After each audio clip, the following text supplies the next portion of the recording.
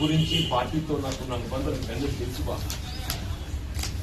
అంటే పార్టీలో కొనసాగటం అనేది ఆలోచిస్తున్న పరిస్థితి ఏర్పడుతుందంటూ నేను పార్టీలో కొనసాగడం. ఎందుకంటే ఇవాళ ఆయన ఊరు వచ్చి మా మీద ఆధిపత్యం చెలాయిస్తా అని చెప్పని మా కాంగ్రెస్ పార్టీ మీద ఆధిపత్యం చెలాయిస్తే, మా కార్యకర్తలు అజమాయి చెలాయిస్తే, మా హక్కులకు కాజేస్తే,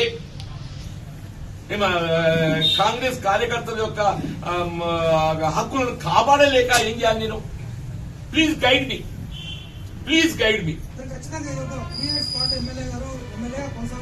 డెఫినెట్లీ అదే అందుకే బాధపడుతున్నావు అంటున్నా నేను.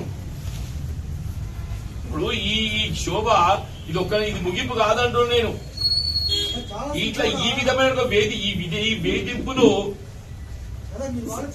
ఈ వేధింపులు సహిస్తూ ఎంతకాలం కొనసాగగలుగుతామా? నాకు నేను ఏదైతుందో, నా మనోవేదన ఏదైతుందో ఎక్స్ప్లెయిన్ చేస్తున్నా సార్. వెదర్ కెన్ ఐ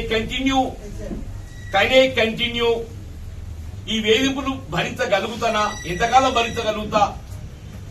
దీని పరిష్కారం ఏంటి అని నేను ఊహించలేకపోతున్నాను.